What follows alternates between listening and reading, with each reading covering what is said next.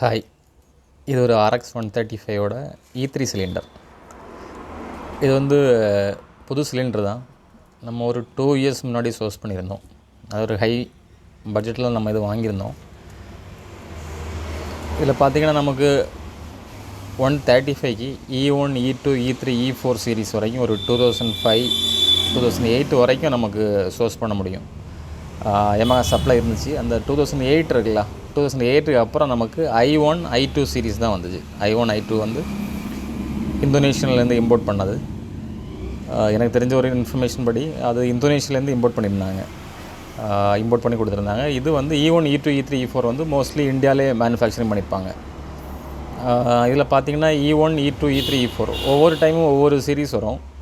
E1 பார்த்திங்கன்னா அந்த 97 இருக்குல்ல, 97ல் E1, E2, E3 மூணுமே வந்திருக்கு. பட் அது மேக்கர்ஸ் டைமண்ட் மேக்கர்ஸ் இருப்பாங்க. அந்த மேக்கர்ஸோட லோகோ இதில் பஞ்சிங் ஆகிரும். அது நான் பார்த்துருக்கேன். இதில் ஒரு டைமண்ட் ஷேப்பில் இருக்கும், ஒரு பஞ்சிங் இருக்கும். அந்த E3க்கும் இந்த E3க்கும் டிஃப்ரென்ஸ் இருக்க சான்சஸ் இருக்குது. இதோட மேக்கர்ஸ் டிஃப்ரெண்ட்டாக இருக்கும். அப்போது மேக்கர்ஸ் மாறும்போது கண்டிப்பாக சின்ன டிஃப்ரென்ஸ் எதுவும் அப்படி ஏதாவது இஷ்யூஸ் இருந்துச்சு அப்படின்னா அதில் கரெக்ஷன் பண்ணியிருப்பாங்க. அந்த மாதிரி ஒவ்வொரு வேர்ஷனுக்கும் ஏதாவது சின்ன சின்ன மைனர் டிஃப்ரென்ஸ் இருக்கும். ஏதாவது ஒரு இஷ்யூ அதில் இருக்குது அப்படின்னா அடுத்த வேர்ஷனில் அது கண்டிப்பாக ஃபிக்ஸ் பண்ணியிருப்பாங்க. இது பார்த்திங்கன்னா எனக்கு தெரிஞ்சு இது அந்த 2000 பேட்ச் இருக்குல்ல, 2000 பேட்சில் மோஸ்ட்லி இந்த E3 கிட்ட வரும். 2001 E3 வர சான்ஸ் இருக்குது. 2001, 2, 3 எல்லாம் E4 கிட்ட வரும். அதுக்கப்புறம் பார்ட்ஸு கொடுத்தாங்களே, Yamaha கொடுத்த பார்ட்ஸில் மோஸ்ட்லி E3 கிட்டும் E4 கிட்டுமே நார்மலாக வரும். அவைலபிள் இருக்கிறது போல் அந்த ஸ்டாக்கு, பழைய ஸ்டாக் இருந்துச்சுன்னா பழைய ஸ்டாக் வரும், புது ஸ்டாக்னா புது ஸ்டாக் வரும். அவங்க அவைலபிலிட்டி தகுந்தவாறு அதை கொடுத்துருப்பாங்க. பைக்கில் மோஸ்ட்லி 2001 to 2005 வரைக்கும் E4 தான் நான் நிறைய வண்டியில் பார்த்துருக்கேன். E3 இருந்துச்சு அப்படின்னா E3 வரவும் சான்சஸ் இருக்குது. நான் மோஸ்ட்லி பார்த்ததெல்லாம் E4 தான். ஓகே, தென் இதோட ஒரிஜினாலிட்டி பார்த்திங்கன்னா இதில் ஒரு பஞ்சிங் இருக்கும். இயர் பஞ்சிங்கும் சில டைம்ஸ் இருக்கும். இந்த பஞ்சிங் கம்பல்சரி ஒரிஜினலில் இருக்கும். அது எல்லா கிட்லேயுமே இந்த மாதிரி ஒரு பஞ்சிங் இருக்கும். அதை நான் பார்த்துருக்கேன். இதுக்கு ஏதாவது ஒரு மீனிங் இருக்கும், ரெஃபரன்ஸ் மீனிங் இருக்கும். ஓகே, தென் E3 அதோட பேட்ச் நம்பராக இருக்கலாம். அப்புறம் கிரேடு மென்ஷன் பண்ணியிருப்பாங்க. Grade C grade, ABCD 4 grade mostly நான் பார்த்துருக்கேன். மோஸ்ட்லி C கிரேடு தான் நான் பார்த்துருக்கேன். நிறைய பார்த்தது C கிரேடு தான். அப்புறம் அது எல்லாருக்குமே தெரிஞ்ச மாதிரி தான் 4TL00 132 cc இது மென்ஷன் பண்ணியிருப்பாங்க. 5 ஸ்பீட்னா உங்களுக்கு 4TL10 இருக்கும். ஆஸ் யூஷுவல் எல்லாருக்குமே தெரியும் மோஸ்ட்லி. ஓகே, வேறு டிஃப்ரென்ஸ் உங்களுக்கு ஓகே, இது பக்கா ஒரிஜினல் அன்ஸ்லீவ்டு சிலிண்டர். இப்போது இதை வச்சு நமக்கு ஒரு சிலிண்டர் ஸ்லீவாக அன்ஸ்லீவ் அப்படின்ட்டு கண்டுபிடிக்கலாம். இப்போ புது சிலிண்டர் இருக்கிறதுனால உங்களுக்கு கொஞ்சம் ஈஸியாக இருக்கும். புது சிலிண்டர் பார்த்திங்கன்னா 2 பீசஸ் தான், 2 டிஃப்ரென்ஸ் மெட்டீரியல் இருக்கும். இது ஃபுல் மெட்டலில் இருக்கும், இது ஒரு அலுமினியம் கேஸ்டிங்கில் இருக்கும். ஸோ இப்போ பார்த்தீங்கன்னா இந்த 2 லேயருக்கும் இந்த 2 லேயர் தான் இருக்கும். இது ஒரு லேயர், இது ஒரு லேயர். இந்த இன்பிட்வீன் கேப்பில் வேறு எந்த லேயரும் இருக்காது. இது ஸ்லீவ் பண்ணாங்க அப்படின்னா இந்த லேயர் இருக்குல்ல, இந்த மெட்டல் லேயரை அவங்க ரீபோரிங் பண்ணி கொஞ்சம் ஃபுல் கிரைண்ட் பண்ணி ஒரு அந்த ஸ்லீவுக்கு தகுந்தவாறு இதை கரைப்பாங்க. இந்த ஏரியா கரைச்சிட்டு அடுத்த ஸ்லீவ் இறக்குவாங்க. இறக்கும்போது இந்த ஏரியா ஃபுல்லும் போகாது, பழைய ஸ்லீவ் அப்படியே இருக்கும். பழைய ஸ்லீவில் ஒரு 75% எடுப்பாங்க. அதுக்கப்புறம் புது ஸ்லீவ் போடுவாங்க. அப்போது அந்த பழைய ஸ்லீவும் இருக்கும், புது ஸ்லீவும் இருக்கும். அதுக்குள்ளே அந்த கேப்பு பார்த்திங்களா, அந்த கேப்பை வச்சு நம்ம கண்டுபிடிக்கலாம். ஒரிஜினலில் பார்த்திங்கன்னா ஒரே ஒரு மெட்டீரியல் தான் இருக்கும்.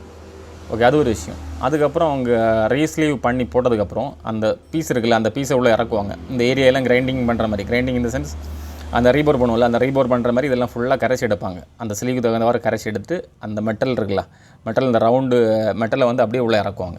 ஓகே, உள்ளே இறக்குனதுக்கப்புறம் பார்த்திங்கன்னா இந்த ஏரியா மேட்ச் ஆகாது. இதில் ஒரிஜினலில் மட்டும்தான் இந்த ஷேப் இருக்கும். அப்படியே இந்த ஏரியா பார்த்திங்களா, இந்த ஏரியா அப்படியே கரெக்டாக ஒரே லெவலில் இந்த ஏரியா மேலே ஏறது பார்த்திங்களா, இதே லெவலில் போகும். ஆனால் ரீஸ்லீவ் பண்ணுறதுல அந்த பார்ட்டிகள் கரெக்டாக இதே அக்யூரேட்டாக இருக்காது. ஸோ அதனால் அவங்க ரீஸ்லீவ் பண்ணும்போது பழைய இதுவும் அவங்க ரீஸ்லீவ் பண்ணதும், அதாவது வண்டியில் இருந்த அந்த ஸ்லீவும் அவங்க ரீஸ்லீவ் பண்ணாதான் மேட்சிங் ஆகாது. அதனால் என்ன பண்ணுவாங்கன்னா அந்த ஏரியா கிரைண்ட் பண்ணுவாங்க. ஸோ இந்த ஏரியாவை கிரைண்ட் பண்ணிட்டாங்க அப்படின்னா கம்பல்சரி நம்ம ஒரு ஜட்ஜ்மெண்ட் எடுக்கலாம். அது கம்பல்சரி அது ஸ்லீவ் சிலிண்டர் தான். இந்த ஏரியா கிரைண்டிங் பண்ணியிருந்தாங்கன்னா வேறு ஒரு ஆப்ஷனுமே இல்லை, கன்ஃபார்ம் அது ஸ்லீவ் சிலிண்டர் தான். சில வண்டிகள் எல்லாம் போர்ட் பண்ணியிருப்பாங்க, போர்ட் பண்ணி அன்ஸ்லீவ்னு சொல்லுவாங்க. சொல்லிவிட்டு அதுக்கப்புறம் இந்த ஏரியாலாம் கிரைண்ட் பண்ணியிருப்பாங்க. கிரைண்ட் பண்ணிட்டாங்க அப்படின்னா கம்பல்சரி அன்ஸ்லீவ் தான், கம்பல்சரி அது ஸ்லீவ் சிலிண்டர் தான். அதுக்கப்புறம் டிஃப்ரென்ஸ் நம்ம பார்க்குறது இப்போ இதில் என்ன பார்த்தீங்கன்னா வண்டி ஸ்லீவ் பண்ணிட்டாங்க, இதை கிரைண்ட் பண்ணுவாங்க. கிரைண்ட் பண்ணும்போது இதில் ஒரு லேயர் தெரியும், ஒரு லேயர் இதில் ஒரு கோடு கரெக்டாக அக்யூரேட்டாக தெரியும். இது நீங்கள் வண்டியில் கரெக்டாக அவங்க பண்ணி வண்டியில் நீங்கள் ஒரு 5000 10,000 கிலோமீட்டர் ஓட்டிட்டாங்க அப்படின்னா அதை கண்டுபிடிக்கவே முடியாது. ஸ்லீவாக கிரைண்டிங் பண்ணியிருக்காங்களா அப்படி இல்லைங்கிறத கண்டுபிடிக்கிறது கொஞ்சம் சேலஞ்சு தான். அந்த லைனை கண்டுபிடிக்க முடியாது, பட் கிரைண்டிங் பண்ணுறத வச்சு நம்ம கண்டுபிடிக்கலாம். இந்த ஷேப் இருக்குல்ல, இந்த ஷேப் இப்படியே கிரைண்டிங் பண்ணி இங்கே வரைக்கும் கொண்டு போயிருப்பாங்க. இந்த ஏரியா இருக்காது, இந்த ஒரு கவ் இருக்குது பார்த்தீங்களா, அந்த கவ் இருக்காது, அப்படியே கீழே இறங்கி அப்படியே கட் பண்ணி எடுத்துருப்பாங்க. அது ஒரு விஷயம். அப்புறம் பார்த்திங்கன்னா இந்த போர்ட் இருக்குல்ல, போர்ட்டில் எல்லாமே லைன் இருக்கும். இதில் பார்த்திங்கன்னா இது ஒரு மெட்டல் இருக்குது, அப்புறம் அலுமினியம் கேஷிங் இருக்குது.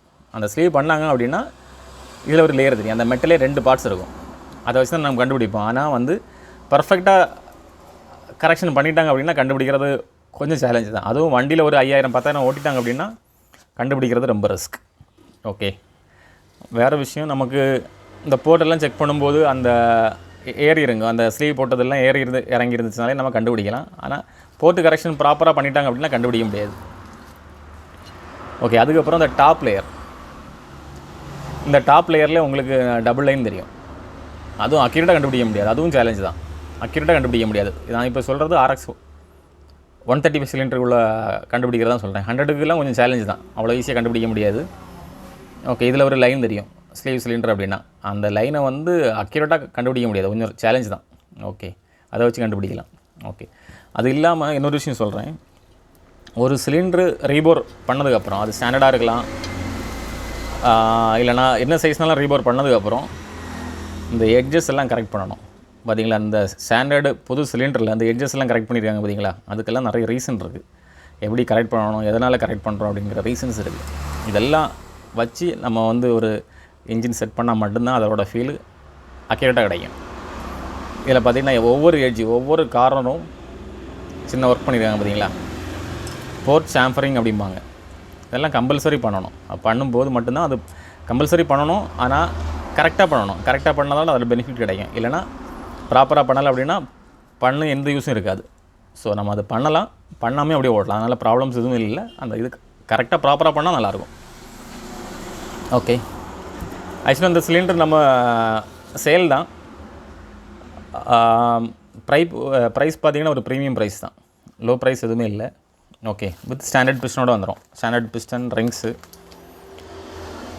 Standard piston, original piston, rings, piston, pin clip எல்லாம் சேர்ந்து வந்துடும். ஃபுல் செட்டுமே நம்ம சேல் தான். யாருக்கும் தேவை அப்படின்னா வாட்ஸ்அப் பண்ணுங்கள்.